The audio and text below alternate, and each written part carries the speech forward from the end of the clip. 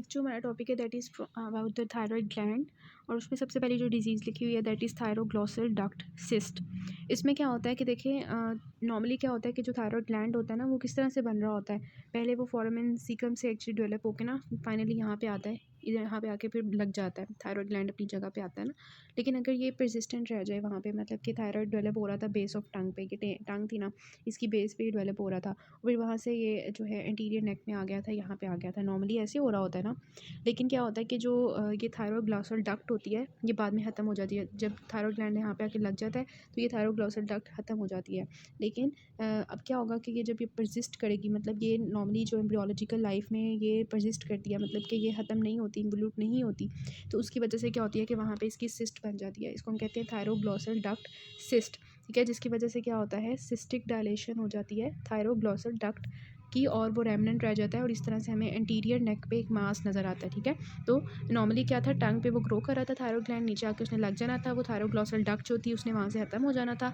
लेकिन अब वो जब वहाँ पे परसिस्ट करेगी तो फिर एंटीरियर नेक पे आके हमें नज़र आएगी। नेक्स्ट आपकी बुक पे लिखा हुआ है लिंगुअल थायराइड। इसमें क्या होता है कि जो थायराइड टिश्यू होता है ना वो बेस ऑफ टंग पे परसिस्टेंट रह जाता है। ठीक है, यहाँ पे क्या हो रहा था कि ये थायरोग्लॉसल डक्ट जो थी ये परसिस्ट कर रही थी। ठीक है, यहाँ पे जो है ये जो लिंगुअल थायराइड है इसमें क्या होगा कि यहाँ पे ये जो बेस ऑफ टंग है यहाँ यहीं पे जो है ना थायराइड ग्लैंड जो है, थायराइड टिश्यू जो है वो परसिस्ट करेगा। उसकी वजह से क्या होगा कि इस तरह से हमें नज़र आएगा, बेस ऑफ टंग के पीछे थायराइड टिश्यू जो परसिस्ट किया होगा तो हमें as a base of tongue mass नज़र आएगा। यही आपकी बुक पे लिखा हुआ था और यही आपने करना है लिंगुअल थायराइड और थायरोग्लॉसल डक्ट सिस्ट का। फिर हमने बात करनी है हाइपरथायरॉयडिज्म की। हाइपरथायरॉयडिज्म जो होता है इसके बेसिक प्रिंसिपल्स ये होते हैं कि जो थायराइड होता है, हाइपोथैलेमस होता है ना, हाइपोथैलेमस होता है वो थायराइड रिलीजिंग हार्मोन रिलीज़ करता है। वो पिट्यूटरी से कहता है कि तुम टीएसएच रिलीज़ करो। टीएसएच जो है वो थायराइड ग्लैंड को कहता है कि तुम थायराइड हार्मोन रिलीज़ करो, जिसमें भी है the T3 and T4 hormones. ठीक है, यही प्रोड्यूस हो रहे होते हैं, फिर ये पेरिफेरल टिश्यूज़ पे जाके डिफरेंट काम कर रहे होते हैं, ये नॉर्मल काम होता है। ठीक है, अब क्या होगा कि हम हाइपरथायरॉयडिज्म पढ़ने लगे हैं, जिसमें क्या होगा कि ये जो थायराइड होंगे ना, थायराइड हार्मोन्स ये एक्सेस पे प्रोड्यूस होना शुरू हो जाएंगे। ठीक है, और इनका जो काम होगा वो नॉर्मल से ज़्यादा हो जाएगा। ठीक हो गया, तो यहीं पे भी ये हो रहा है, हाइपोथैलेमस पिट्यूटरी थायराइड और पेरिफेरल सेल, इस तरह से नॉर्मली काम हो रहा होता है। और जब नॉर्मली हमारे थायराइड हार्मोन्स एक लेवल से ज़्यादा हो जाते हैं ब्लड में, तो फिर नेगेटिव फीडबैक जाता है और ये TRH भी कम हो जाता है और TSH भी कम हो जाता है। नॉर्मली ये हो रहा होता है। ठीक है, और ये भी उन्होंने सेम यही दिखाया हुआ है। तो अगर फॉर एग्जांपल T3 और T4 मतलब कि जो नॉर्मल उनके काम होंगे वो क्या होंगे, अगर T3 T4 ज़्यादा हो जाएंगे बॉडी में तो क्या होगा। एक तो पहले हम इनके ना फंक्शंस देख लेते हैं। TSH नॉर्मली क्या कर रहा होता है, ये थायराइड हार्मोन्स की सिंथेसिस कर रहा होता है। T3 T4 ये जो हमारे थायराइड फॉलिकल्स होते हैं ना, आपको पता है थायराइड ग्लैंड के अंदर थायराइड फॉलिकल्स होते हैं जिनमें से T3 T4 रिलीज़ हो रहे होते हैं। तो ये TSH क्या करता है कि उनका साइज़ भी और उनका नंबर भी इंक्रीज़ कर रहा होता है। ठीक है, और अगर ये बहुत ज़्यादा रिलीज़ हो जाए तो उसकी वजह से गोइटर हो जाता है। गोइटर क्या हो जाता है, गोइटर क्या होता है, थायराइड ग्लैंड का जो साइज़ होता है वो नॉर्मल से बढ़ जाए तो उसको हम गोइटर कहते हैं। ठीक है, तो TSH अगर बहुत ज़्यादा रिलीज़ हो जाए तो उसकी वजह से गोइटर हो जाता है। और अगर हम बात करें कि थायराइड ग्लैंड के ऊपर जब ये काम करेंगे T3 T4, तो ये T3 T4 जो थायराइड ग्लैंड रिलीज़ करे इसके क्या काम होंगे, ये हमारी बॉडी में ग्रोथ और डेवलपमेंट करवाता है, हार्ट रेट को स्टिमुलेट करवाता है, हार्ट की कंट्रैक्शन को ज़्यादा करवाता है, प्रोटीन्स और कार्बोहाइड्रेट्स की सिंथेसिस करवाता है, कोलेस्ट्रॉल और ट्राइग्लिसराइड्स को ब्रेक डाउन करवाता है, और ये जो बीटा एड्रेनर्जिक रिसेप्टर्स होते हैं कैटेकोलामीन्स के, उनको इन्हांस करता है, मतलब कि सिंपैथेटिक एक्टिविटी को ज़्यादा करवाता है। ठीक है, और इसके अलावा ये विटामिन रिक्वायरमेंट्स को इंक्रीज़ करता है, मतलब मोस्ट इंपॉर्टेंट इसके ये काम होंगे। अब खुद सोचें कि अगर किसी की बॉडी में नॉर्मल से ज़्यादा TSH जो है वो रिलीज़ होना शुरू हो जाएगा तो T3 T4 ज़्यादा हो जाएंगे ना। ठीक है, ये पिट्यूटरी से रिलीज़ हो रहा था, और जो थायराइड फॉलिकल्स के साइज़ और नंबर होंगे वो ज़्यादा हो जाएंगे ना, साइज़ भी लार्ज कर देगा, नंबर भी ज़्यादा हो जाएगा, और और गोइटर होगा ना, उसका जो थायराइड ग्लैंड होगा वो लार्ज होगा ना। और इसी तरह अगर ये काम ज़्यादा हो जाए, ग्रोथ डेवलपमेंट, हार्ट रेट ज़्यादा हो जाए, हार्ट की कंट्रैक्शन ज़्यादा हो जाए, ठीक है, इसके अलावा ये जो सिम्पैथेटिक एक्टिविटी है ज़्यादा हो जाए, तो क्या होगा पेशेंट को, इस तरह के सिम्टम्स आना शुरू हो जाएंगे। अगर T3 T4 बहुत ज़्यादा हो जाते हैं तो क्या होगा कि लार्ज थायराइड होगा, हार्ट की एक्टिविटी ज़्यादा होगी, टेकीकार्डिया होगा, सिस्टोलिक ब्लड प्रेशर राइज हो जाएगा, वेट लॉस होना शुरू हो जाएगा, क्योंकि मेटाबॉलिज्म बहुत फास्ट हो गया हुआ है, पेशेंट को बहुत ज़्यादा भूख लगेगी और वेट लॉस होता जाएगा, मसल वेस्ट होता जाएगा, क्योंकि प्रोटीन्स जो हैं उनकी रेगुलेशन नहीं हो रही, उनकी मेटाबॉलिज्म नहीं हो रही। ठीक है, मेंस्ट्रुअल चेंजेस आएंगी, डायरिया, ट्रेमर्स बहुत इंपॉर्टेंट होते हैं। ठीक है, इसके अलावा एडिमा वगैरह स्टार्ट हो जाएगा, इस तरह के सिम्टम्स आना शुरू हो जाएंगे, बहुत ज़्यादा स्वेटिंग होगी और इंटॉलरेंस टू हीट होगी। इसी के मुकाबले में अगर हम हाइपोथायरॉयडिज्म को करेंगे तो क्या होगा, वहाँ पे क्या था कि इंटॉलरेंस टू हीट थी, यहाँ पे उसको बहुत ज़्यादा ठंड लगेगी। ठीक है, क्योंकि उसका मेटाबॉलिज्म स्लो हुआ हुआ है। यहाँ पे क्या होगा, वो वीक हो जाएगा, उसकी स्किन ड्राई हो जाएगी, वहाँ पे वो वेट वेट हुआ हुआ था, स्वेटी हुआ हुआ था, यहाँ पे मसल एचेज़ और वीकनेस स्टार्ट हो जाएंगी, ठीक है। कॉन्स्टिपेशन होना शुरू हो जाएगी, वहाँ पे उसको डायरिया हो रहा था, ठीक है। एनोरेक्सिया होगा, उसकी जो टंग होगी वो थिक हो जाएगी, बोला नहीं जाएगा उससे, बहुत जो है वो फटीग हो जाएगा, इस तरह के सिम्टम्स आना शुरू हो जाएंगे, ठीक है। मेंस्ट्रुअल डिस्टर्बेंसेस दोनों में ही हो रहे हैं। अच्छा, हार्ट पे क्या इफेक्ट आएगा, वहाँ पे टेकीकार्डिया था, यहाँ पे ब्रेडिकार्डिया है, वहाँ पे वेट लॉस था, यहाँ पे वेट गेन होगा, ठीक है। और यहाँ पे जो है स्किन भी थिक हो जाएगी, कार्डियक कॉम्प्लिकेशंस इस तरह के, ब्रेडिकार्डिया, ठंड वगैरह इस तरह के सिम्टम्स आएंगे। तो ये हमने थायरोग्लोसल डक्ट सिस्ट पढ़ लिया, और ये भी हमने पढ़ लिया लिंगुअल थायराइड। तो ये देख लेते हैं कि इसमें क्या होगा, increase level of circulating thyroid hormone को हम क्या कहते हैं, हाइपरथायरिज्म, ठीक है। तो हाइपरथायरिज्म क्या होती है कि जब हमारी बॉडी में T3 और T4 की जो अमाउंट है वो नॉर्मल से ज़्यादा हो जाए, इसको हम कहते हैं हाइपरथायरिज्म, ठीक है। और इसमें क्या होगा कि बेसल मेटाबॉलिक रेट ज़्यादा हो जाएगा, जैसे मैंने आपको बताया, क्योंकि सोडियम पोटेशियम एटीपीएस की एक्टिविटी ज़्यादा हो जाएगी उस वजह से, ठीक है। मेटाबॉलिज्म फास्ट होगा, सिंपैथेटिक एक्टिविटी ज़्यादा हो जाएगी, क्योंकि एड्रेनर्जिक बीटा वाले काम ज़्यादा हो जाएगा, मैंने आपको दिखाया। वेट लॉस होगा ऐसे लोगों को, ये बहुत ज़्यादा भूख लगेगी, intolerance, heat, tachycardia, cardiac output increase हो जाएगा, एरिथमियास होना शुरू हो जाएंगी ज़्यादातर बूढ़े लोगों में, ठीक है। Tremors, anxiety, insomnia, heightened emotions, staring gaze with lid lag, ये मैं आपको दिखाऊंगी इसकी पिक्चर, ठीक है। और इसके अलावा डायरिया, ये मैंने आपको दिखा दिया। ओलिगोमेनोरिया मतलब मेंस्ट्रुअल डिस्टर्बेंसेस होंगे, हाइपर कैल्सीमिया हो जाएगा, जिसकी वजह से एक्चुअली बोन जो है उसके अंदर से सारा कैल्शियम बाहर निकलना शुरू हो जाएगा, जिसकी वजह से ऑस्टियोपोरोसिस स्टार्ट हो जाएगी, मसल मास डिक्रीज़ हो जाएगा, वीकनेस हो जाएगी, हाइपोकोलेस्ट्रोलीमिया हो जाएगा, हाइपरग्लाइसीमिया, मैंने आपको बताया था ना, कोलेस्ट्रॉल का लेवल कम करता है वो जो है थायराइड, ठीक है। तो यहाँ पे बहुत ज़्यादा कम हो जाएगा, हाइपरग्लाइसीमिया हो जाएगा, क्योंकि ये क्या करवाता है, ग्लूकोनियोजेनेसिस और ग्लाइकोजिनोलाइसिस करवाता है, ठीक है। ये भी आपको पता होना चाहिए। तो हाइपरग्लाइसीमिया होगा, ग्लूकोज का लेवल ज़्यादा हो जाएगा बॉडी में, ठीक है। सबसे पहले हमने बात करनी है ग्रेव्स डिजीज़ की। हाइपरथायराइडिज्म की पहली डिजीज़ है जिसमें हाइपरथायराइडिज्म होगा। अब होगा क्या कि हमने देखा था कि TSH जो है रिलीज़ हो रहा था, ठीक है। और किसकी अंडर रिलीज़ होता है, TRH, और ये जाके हमारे जो थायरॉयड ग्लैंड था उसके ऊपर रिसेप्टर्स थे T3 और T4 के, ठीक है। उनके ऊपर जाके एक्ट कर रहा था ताकि T3 और T4 रिलीज़ हो, उस रिसेप्टर्स के ऊपर जब जाके काम करेगा TSH। अब होगा क्या कि जो ऑटो एंटीबॉडीज़ बन जाएंगी उस रिसेप्टर के अगेंस्ट जहाँ पे TSH ने जाके लगना था, और वो जो ऑटो एंटीबॉडीज़ होंगी वो उस रिसेप्टर को एक्टिवेट करती जाएंगी, और उसके रिजल्ट में क्या होगा कि ये T3 T4 होते जाएंगे। मतलब नॉर्मली TSH ने जाके उस रिसेप्टर को एक्टिवेट करना था ताकि T3 T4 रिलीज़ हो, लेकिन यहाँ पे क्या होगा, यहाँ पे ऑटो एंटीबॉडीज़ बन गई हैं जो ये वाला काम करेंगी TSH वाली। तो ऑटो एंटीबॉडीज़ IgG बन जाती हैं जो स्टिमुलेट करती हैं TSH के रिसेप्टर को टाइप 2 हाइपरसेंसिटिविटी रिएक्शन के थ्रू, जिसकी वजह से क्या होता है कि इंक्रीज सिंथेसिस हो जाती है और रिलीज़ हो जाती है थायराइड हार्मोन्स की T3 और T4। It is the most common cause of hyperthyroidism. पूछा जाए most common cause of hyperthyroidism क्या है, तो वो ये होगा। क्लिनिकली ये किस में होता है, वुमेन में होता है, जो चाइल्ड बेयरिंग एज की होती है। तो ज़्यादातर याद रखना है, ग्रेव्स डिजीज़ किस में होती है, वुमेन में होती है, ठीक है। और क्लिनिकल फीचर्स क्या होंगे, हाइपरथायरिज्म होगा, डिफ्यूज़ गोइटर होगा, ठीक है। मैं आपको दिखाती हूँ क्या होता है। एक्सोफ्थेल्मोस होगा, प्री टिबियल मेक्सिडीमा होगा, ठीक है। और ये मैं आपको बता देती हूँ। सो दिस इज़ एक्चुअली कि क्या होगा, डिफ्यूजली इनलार्ज गोइटर होगा। ये इसकी पिक्चर मैं आपको रियल वाली दिखाती हूँ। एक्सोफ्थेल्मोस, बल्जिंग आइज़ होंगी।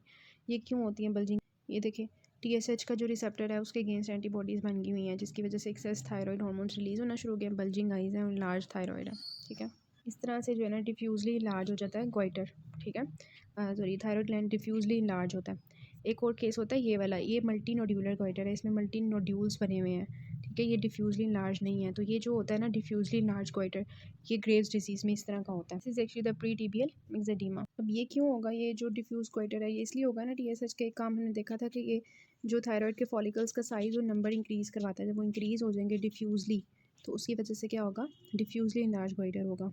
और दूसरा ये है कि हमने देखा एक्सोफ्थेल्मोस होता है जिसमें आंखें बाहर आ जाती हैं इस तरह से। अगर हम देखें तो इस तरह से आंखें बाहर आ जाती हैं, क्यों, क्योंकि ये हमारी आंख है ना, तो इसके पीछे ये देखें मसल्स हैं, रेट्रोऑर्बिटल मसल्स हैं और रेट्रोऑर्बिटल फैट है और सारा कनेक्टिव टिश्यू वगैरह है। अब होगा क्या कि आपको पता है जो हमारे रिसेप्टर्स TSH के होते हैं ना थायराइड ग्लैंड में, उसी तरह के होते हैं सिमिलर रिसेप्टर्स हमारे आइज़ के पीछे, ठीक है, आइज़ के अंदर पीछे ऑर्बिट के अंदर। तो वहाँ पे जो TSH रिसेप्टर्स होंगे वो भी स्टिमुलेट होंगे, जिसकी वजह से यहाँ पे फाइब्रोब्लास्ट ज़्यादा हो जाएंगे, ठीक है। ठीक है। फाइब्रोब्लास्ट ज़्यादा हो जाएँगे और वहाँ पे जो भी जो एक्स्ट्रा कनेक्टिव टिश्यू है सारा, जिसमें गैग्स हैं हमारे, ग्लाइकोसामाइनोग्लाइकेन्स हैं, कॉन्ड्राइटिन सल्फेट है, हाइलुरोनिक एसिड है, वो भी यहाँ पे इंक्रीज़ हो जाएगा। वो सारा जो एक्स्ट्रा सेलुलर मैट्रिक्स है वो भी इंक्रीज़ हो जाएगा। इन्फ्लेमेशन, फाइब्रोसिस, एडिमा सारा कुछ पीछे चल रहा होगा आँख के।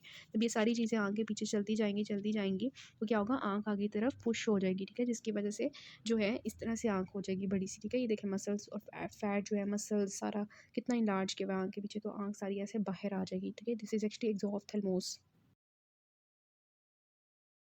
इसकी हिस्टोलॉजी देख लेते हैं, तो आपकी बुक में जो लिखा हुआ है वही बताऊँगी बस। वैसे जो हमारे फॉलिकल्स होते हैं ना, वो इस तरह से अरेंज होते हैं प्रॉपर, लेकिन ग्रेव्स डिजीज़ में क्या होता है कि इनकी जो अरेंजमेंट होती है फॉलिकल्स की, वो बिल्कुल ख़राब हो जाती है और इस तरह से जो है ना अपीयरेंस देते हैं। तो क्या होता है कि प्रोमिनेंट इनफोल्डिंग्स होती हैं, जैसे आपको नज़र आ रही है ना, ये वाली, इस तरह की इनफोल्डिंग्स होती हैं हमारी हाइपोप्लास्टिक फॉलिकुलर एपिथेलियम। जब फॉलिक्यूल सेल बहुत ज़्यादा हाइपोप्लास्टिक हो जाते हैं ना, T3 T4 बनाना शुरू कर देते हैं इतने ज़्यादा, तो उनके हाइपोप्लेजिया हो जाता है। हाइपोप्लेजिया होता है तो इस तरह की इनफोल्डिंग्स बनाना शुरू कर देते हैं, ठीक है। और फिर क्या, ये जो आपको वाइट कलर के वैक्यूल नज़र आ रहे हैं, ये सारे साइड्स पे इसके, ये सारे जमा हुए हुए हैं, this is actually the colloid. आपको पता है हमारे फॉलिकल्स के अंदर कोलॉइड मटेरियल होता है, जो हमारे थायराइड फॉलिकल्स होते हैं उनमें कोलॉइड मटेरियल होता है, जिसमें T3 T4 हार्मोन प्रोड्यूस हो रहे होते हैं। अब नॉर्मल से ज़्यादा T3 T4 बनाना शुरू हो जाएंगे ग्रेव्स में, तो क्या होगा कि जो कोलाइड मटेरियल होगा ऐसे स्कैलप्ड हो जाएगा, मतलब कि वहाँ पे जमा होना शुरू हो जाएगा इसकी फॉर्म में। तो इरेगुलर फॉलिकल्स हमें नज़र आएंगे और स्कैलप्ड कोलाइड में नज़र आएगा, ठीक है। और क्रॉनिक इन्फ्लेमेशन भी वहाँ पे चल रही होगी, बिकॉज ऑब्वियसली ऑटो इम्यूनिटी, और वहाँ पे फिर वहाँ पे इन्फ्लेमेटरी सेल्स वगैरह भी आ जाएंगे, ठीक। तो इसकी हिस्टोलॉजी में ये लिखा हुआ है, लैब फाइंडिंग्स देख लें कि हमारे जो देखें अब T3 T4 हार्मोन बहुत ज़्यादा हो गए ना। जब T3 T4 बहुत ज़्यादा हो जाएंगे तो वो हमारे पिट्यूटरी को ज़रा सिग्नल भेजेंगे, हम बहुत ज़्यादा हो गए हैं, प्लीज़ तुम अपना TSH कम करो। तो TSH क्या हो जाएगा, कम हो जाएगा, ठीक है। तो ये होगा कि वो जो हमारे होंगे TRH रिसेप्टर्स इंटीरियर पिट्यूटरी के, वो भी हमारे डाउन रेगुलेट हो जाएंगे। मतलब कि TRH जो था, थायराइड रिलीजिंग हार्मोन, वो हाइपोथैलेमस से पिट्यूटरी में आ रहा था और पिट्यूटरी में से TSH निकल के T3 T4 हार्मोन्स को प्रोड्यूस करवाता था थायराइड से, ठीक है। अब क्या होगा, अब जब T3 T4 बहुत ज़्यादा हो जाएंगे तो TSH भी कम हो जाएगा और जो TRH के रिसेप्टर्स होंगे थायराइड रिलीजिंग हार्मोन के, वो भी डाउन रेगुलेट हो जाएंगे, ताकि अब वो फर्दर TSH की रिलीज़ को कम करवाएं, ठीक हो गया।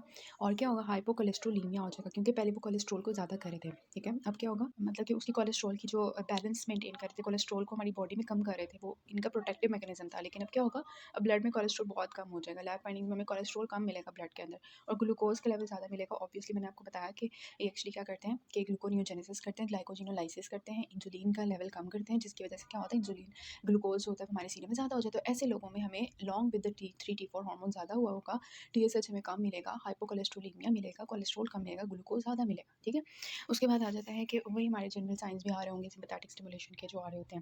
ट्रीटमेंट इसका क्या होगा, बीटा ब्लॉकर्स होंगे, ठीक है। ये 5 ब्लॉकर्स लिखे हुए हैं, बीटा ब्लॉकर्स हैं, जो कि एक्चुअली आपके सिम्पैथेटिक एक्टिविटी को कम करेंगे। ये सारे हमारे जो है थायराइड के लिए काम करने के लिए होते हैं, थायोमाइड्स होते हैं, अपने फॉर्म में पढ़े होंगे, रेडियो आयोडीन एब्लेशन वगैरह होती है।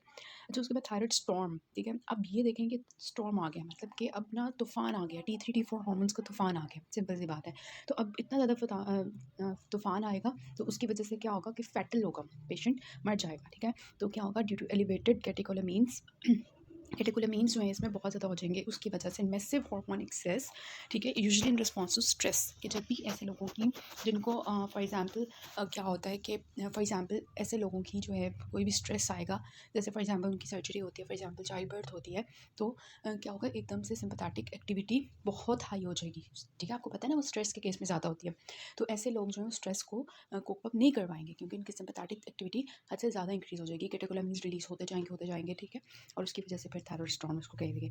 और ऑब्वियसली उसमें हमने देखा था कि वो हमारे हार्ट को स्टिमुलेट कर रहा होता है, तो एरिथमिया स्टार्ट हो जाएंगे, हाइपरथर्मिया होना शुरू हो जाएगा, टेम्परेचर बहुत ज़्यादा बॉडी का हो जाएगा, वॉमिटिंग होना शुरू हो जाएगी और हाइपोवोलेमिक शॉक में पेशेंट चला जाएगा, ठीक है।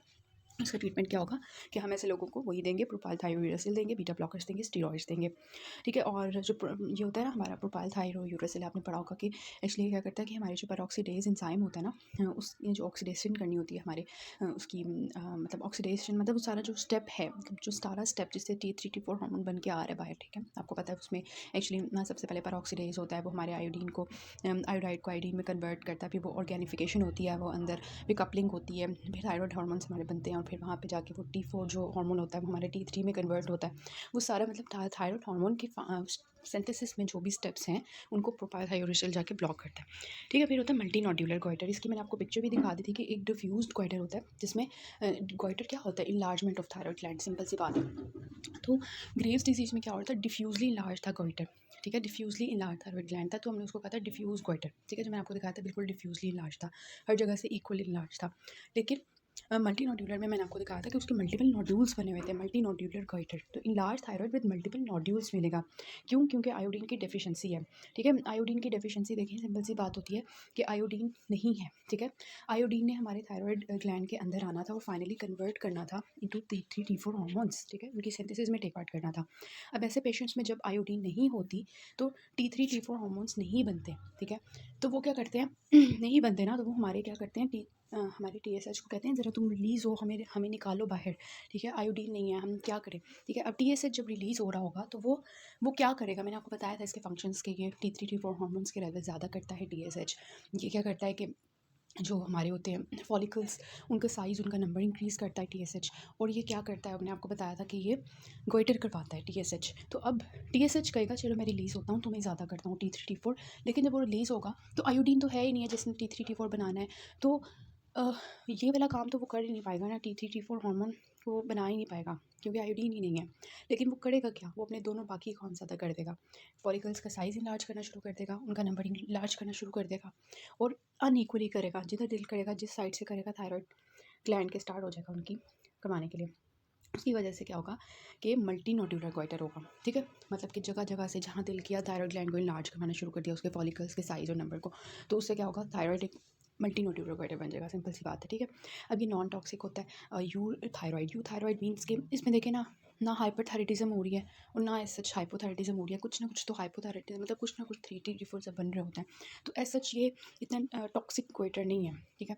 यू थायरॉइड है, rarely reasons become TSH independent, और कभी कभार ये टॉक्सिक में कन्वर्ट होता है। टॉक्सिक में कैसे कि TSH के इंडिपेंडेंटली हमारी जो है T4 की T3 T4 की रिलीज़ शुरू हो जाती है और हाइपरथायराइडिज्म हो जाता है, मतलब वो अपनी मर्ज़ी से रिलीज़ होना शुरू हो जाते हैं कभी कभार।